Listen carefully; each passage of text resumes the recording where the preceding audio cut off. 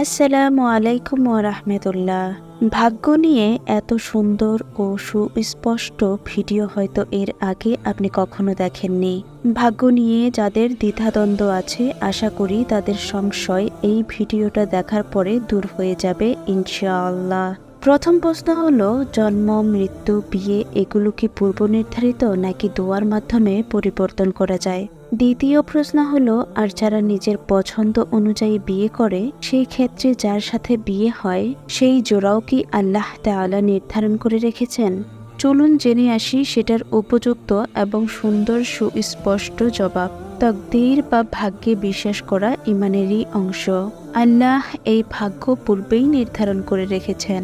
আধুনিক যুগের অনেকেই ভাগ্যে বিশ্বাস করেন না। তারা মনে করেন চেষ্টা ও অধ্যবসায় দ্বারা ভাগ্য পরিবর্তন করা যায়, আর ইসলাম আমাদেরকে তাকদীরের উপর পূর্ণ বিশ্বাস রাখতে বলেছে। এখন প্রশ্ন থেকে যায়, ভাগ্য যদি পরিবর্তন করা না যায় তাহলে এত খাটাখাটনি করে লাভ কি? এর চেয়ে চুপ করে বসে থাকলেই তো হয়। ভাগ্যে যেটা লেখা আছে সেটাই হবে। এছাড়া আরও জটিল বিষয়ও এখানে চলে আসে।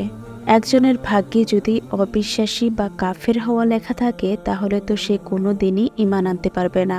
একজনের ভাগ্যে যদি পাপী হওয়া লেখা থাকে সে তো কখনো পুণ্যবান হতে পারবে না। এভাবে সে তার পূর্ব নির্ধারিত ভাগ্যের জন্য জাহান্নামের পথে চলে যাচ্ছে।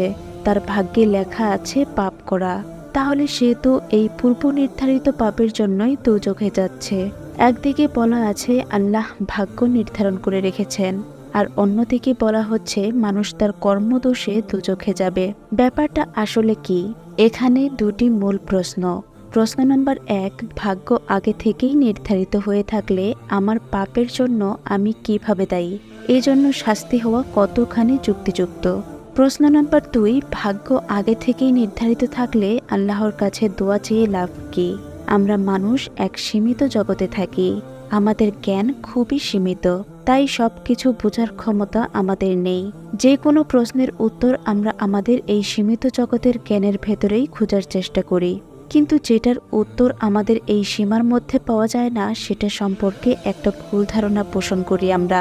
ভাগ্য কিভাবে লেখা হয়, সেটা কিভাবে আমাদের সীমাবদ্ধ করে রাখে, এটা আমাদের জাগতিক জ্ঞান সীমার বাইরে, আর এ কারণেই এই সম্পর্কে আমরা ভুল ধারণা পোষণ করি।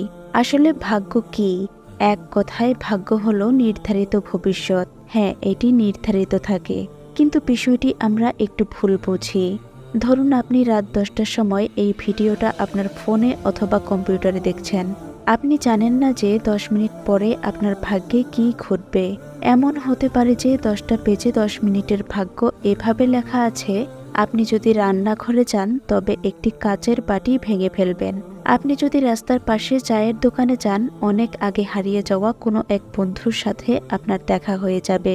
অথবা আপনি আপনার কোনো একজন বন্ধুকে ফোন দিলে সে আপনার থেকে টাকা ধার চাইবে। অথবা আপনি যদি জানালা বন্ধ করতে যান তবে আপনি হাতে ব্যথা পাবেন। কিংবা আপনি যদি ঘর গোছাতে শুরু করেন তবে আপনি হারিয়ে যাওয়া গুরুত্বপূর্ণ একটি ডকুমেন্ট খুঁজে পাবেন, ইত্যাদি এই ধরনের। আপনি যেটা করবেন বা বেছে নেবেন সেটার ফলাফল নির্ধারিত, কিন্তু আপনি কোনটা করবেন সেটা সম্পূর্ণ আপনার ইচ্ছার উপর নির্ভরশীল। আপনি যে কোনো একটা বেছে নিতে পারেন, এটাই মানুষের ইচ্ছার স্বাধীনতা। আল্লাহ তাআলা রাব্বুল আলামিন এখানে আপনাকে কোনো জোর করবেন না। আপনি কি করলে কি হবে সেটা আল্লাহ নির্ধারণ করে রেখেছেন, কিন্তু আপনি কি করবেন সেটা আপনার ইচ্ছার উপর ছেড়ে দিয়েছেন। তবে এখানে একটি কথা রয়ে যায়, আল্লাহ সর্বজ্ঞানী এবং তিনি ভবিষ্যৎ জানেন, এবং এটাও তিনি খুব ভালো করেই জানেন আপনি কোনটা চুজ করবেন বা আপনি কোনটা বেছে নেবেন, এবং আপনার পরিণতি হিসেবে আপনি কোথায় যাবেন। অতএব ভাগ্য বলতে আমরা যে ভবিষ্যৎ বুঝে থাকি সেটা অবশ্যই পূর্ব নির্ধারিত, কিন্তু পূর্ব নির্ধারিত অনেক ভবিষ্যতের মধ্যে এটি আমরা নিজেরাই বেছে নেই। আমরা নিজেরাই যখন বুঝে নিচ্ছি তখন এর দোষ, গুণ, প্রাপ্তি, ক্ষতি সবই আমাদের। এর দায়বদ্ধতা সম্পূর্ণ আমাদেরই। আপনি কি করবেন সেটা নির্ধারিত নয়, কিন্তু আপনি কি করলে কি হবে সেটা নির্ধারিত। ভাগ্য আগে নির্ধারিত থাকলেও আল্লাহ আমাদের দোয়া কবুল করে ভাগ্য পরিবর্তন করেন।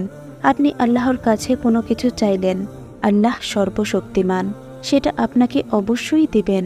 সেটা যদি আল্লাহ আপনাকে না দেন তার দুটি মূল কারণ থাকতে পারে। প্রথম কারণ হলো আপনার চাওয়াটা ঠিকমতো হয়নি, চাওয়াটা দায়সারা গোছের মতো হয়েছে।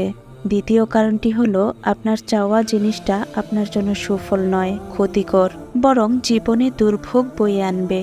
তা না হলে আল্লাহর প্রতি সম্পূর্ণ বিশ্বাস স্থাপন করে কোনো কিছু চাইলে আল্লাহ সেটা অবশ্যই দিবেন। হাসরের ময়দানে শেষ বিচারের সময় দোজখ থেকে বাঁচতে অনেকেই আল্লাহর বিরুদ্ধে মিথ্যাচার করবে, কিন্তু এইসব মিথ্যাচার অভিযোগ তো মিথ্যাই। কিন্তু কেউ যদি অভিযোগ করে, হে আল্লাহ, আমি অমুক দিন তোমার কাছ থেকে অমুক জিনিসটা চেয়েছিলাম, তুমি আমাকে সেটা দাওনি, এটা কিন্তু সত্যি অভিযোগ। সর্বশক্তিমান আল্লাহর সামনে দাঁড়িয়ে এমন সত্য অভিযোগও কেউ করতে পারবে না, কারণ কেউ যদি কোনো সত্য অভিযোগ করতে পারে তাহলে তো আল্লাহর ভুল বা ব্যর্থতা দেখানো হলো। নাউজুবিল্লাহ। তবে তিনি কেমন উপাস্য, কেমন রব, কেমন সর্বশক্তিমান, এই নিয়ে তো প্রশ্ন উঠবে। যারা আল্লাহর কাছে যে কোনো কিছু চেয়ে পাননি তারা হাসরের ময়দানে ওই দোয়ার জন্য এত বেশি পুরস্কার পাবে যে তখন সে বলবে, হায়, দুনিয়াতে যদি আমার কোনো দোয়া কবুল না হতো তবে আরো কতই না পুরস্কার পেতাম। দোয়া এমন একটি জিনিস, আল্লাহর কাছে বান্দার এমন একটা চাওয়া, এটা কখনো বিফলে যায় না। আল্লাহ তাআলা রাব্বুল আলামিন কিছু এই দুনিয়াতেই দেন, আবার কিছু পরকালে দেওয়ার জন্য জমিয়ে রাখেন, কিন্তু তিনি দিবেনই। বান্দা চেয়েছে আর আল্লাহ দেননি বা দিবেন না, এমন কখনো হবে না। বান্দা যত পাপেই হোক না কেন আল্লাহ তার দোয়া বা চাওয়া কবুল করেন, তবে এই চাওয়াটা অবশ্যই সরাসরি আল্লাহর কাছে চাইতে হবে।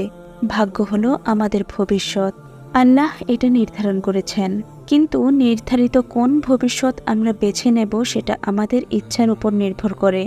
আল্লাহ আমাদেরকে এখানে স্বাধীনতা দিয়েছেন, কাজেই এই বেছে নেওয়ার দায়বদ্ধতা, আমার লাভ ক্ষতি একান্তই আমার।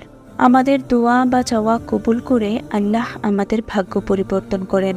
যদি আমাদের চাওয়া দুনিয়াতে পূরণ না করা হয় সেটা আখিরাতে পূরণ হবে। দোয়া কখনোই বিফলে যায় না। আসুন আমরা জীবনের ছোট বড় সব চাওয়া বেশি বেশি করে আল্লাহর কাছে চাই, এতে আমাদের জন্য দুনিয়া ও আখিরাতের কল্যাণ রয়েছে। আল্লাহ তাআলা রাব্বুল আলামিন আমাদের সবাইকে সহিহ বুঝ দান করুন, আমিন। প্রিয় ভাই ও বোনেরা, আপনি যদি আমাদের চ্যানেলের নতুন দর্শক হয়ে থাকেন তাহলে অবশ্যই এখনই আমাদের চ্যানেলটি সাবস্ক্রাইব করে আমাদের সাথেই থাকবেন। আপনি যদি দাওয়াতি কাজে অংশ নিতে চান তাহলে ভিডিওটি আপনার পরিবার, আত্মীয় স্বজন, বন্ধু বান্ধবের সাথে শেয়ার করে দিতে পারেন। আপনার সুস্থতা কামনা করে আজকের ভিডিওটি এখানেই শেষ করছি। ভালো থাকবেন সবাই। আসসালামু আলাইকুম ওয়া রাহমাতুল্লাহ।